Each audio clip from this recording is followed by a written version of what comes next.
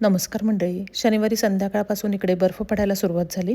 हवामान खात्याने आधीच अंदाज व्यक्त केल्यामुळे सगळेजण तयारीत होतो, कारण आधीच माहिती असल्यामुळे दूध, भाज्या, बाकी काही संपलं असेल असं सगळं सामान घरात सगळ्यांनी आणून ठेवलं होतं. शनिवारी सकाळपासून वातावरण गार झालं होतं. सकाळपासूनच अंधारून आलेलं होतं.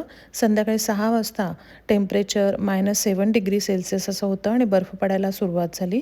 नेबरहूडमधल्या एका मैत्रिणीने आम्हाला जेवायला बोलवलं होतं. तिच्याकडे गाडीने आम्ही जेवायला गेलो. जेवणं झाल्यानंतर जेव्हा बाहेर येऊन बघतो तर सगळीकडे बर्फ हा साचलेला होता. सगळं दृश्य बघून खरंच खूप छान वाटत होतं. गाडीने घराच्या जवळपास आम्ही चक्कर मारली, सगळीकडचा बर्फ बघितला. म्हणजे तिच्याकडे जेवणं झाल्यानंतर आम्ही जेव्हा घरी वापस चाललो होतो, तेव्हा गाडीने आम्ही नेबरहूडमध्ये आणि दुसऱ्या नेबरहूडमध्ये सुद्धा गाडीने गेलो आणि सगळीकडे हा साचलेला बर्फ आणि वरून पडणारा जो बर्फ आहे, हे बघून खरंच खूप छान वाटत होतं आणि सगळीकडे छान लख्ख असा प्रकाश दिसत होता. आता जानेवारीच्या अखेरीस अमेरिकेत हे हिमवादळ आलेलं असून अनेक राज्यांमध्ये बर्फ पडत आहे.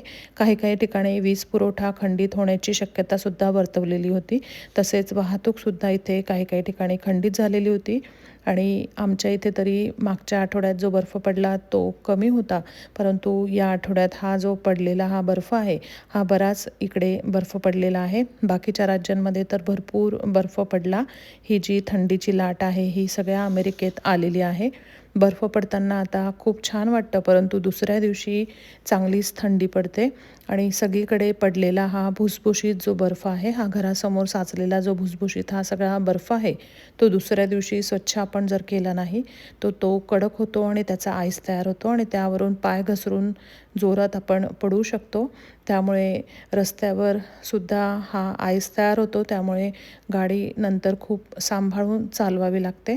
अमेरिकेतील इतर राज्यांच्या तुलनेत नॉर्थ कॅरोलिनात तरी बर्फ हा कमी पडलेला आहे, परंतु इतर राज्यांमध्ये भरपूर हा बर्फ पडलेला आहे आणि मागच्या आठवड्यातसुद्धा भरपूर इतर राज्यांमध्ये सुद्धा बर्फ पडलेला आहे. रात्री बर्फ पडून गेल्यानंतर दुसऱ्या दिवशी खूप छान ऊन पडलेलं होतं. आता तुम्हाला व्हिडिओमध्ये हे सगळं जे दिसत आहे, हे जवळच्या नेबरहूडमधलं हे सगळं दृश्य आहे. आम्ही तिकडून नुसतं सगळीकडनं गाडीने रात्री फिरून चक्कर मारली. रस्त्यावर कोणतीच गाडी नव्हती आणि कोणीच नव्हतं. रात्र बरीच 11-11:30 रात्रीचे झालेले होते आणि सगळीकडे हा छान बर्फ पडत होता. सगळीकडे हा बर्फ साचलेला होता. हे सगळं दृश्य खरंच खूप छान दिसत होतं. दुसऱ्या दिवशी जेव्हा आम्ही पहाटे उठलो, तेव्हा सगळीकडे छान ऊन पडलेलं होतं आणि हा पांढरा शुभ्र बर्फ सगळीकडे बघून खरंच खूप छान वाटलं दुसऱ्या दिवशी. आणि हा बर्फ जरी पडलेला होता तरी दुसऱ्या दिवशी नियमाप्रमाणे घरातली सगळी आपापली कामं सकाळपासून करत होते. बाहेर येऊन आम्ही आधी बाहेरचा सगळा जो हा बर्फ आहे तो स्वच्छ केला. म्हणजे जेवढा स्वच्छ करता येईल तेवढा केला, कारण आधीचा जो बर्फ होता त्याचा थोडा आईस झालेला होता. त्यामुळे वरून हा जो पडलेला होता भुसभुशीत बर्फ तो काढता आला, पण जो खालचा जो आईस आहे तो अजून निघालेला नाही आहे. आता तो काढायचा उद्या पण आम्ही प्रयत्न करू.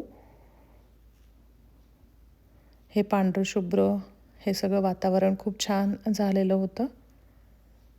मुलंसुद्धा बाहेर हे बर्फ खेळण्यासाठी, बर्फात खेळण्यासाठी सगळी मुलंसुद्धा बाहेर पडलेली होती सकाळपासूनच. मोठी लोकंसुद्धा रस्त्याने जात होती.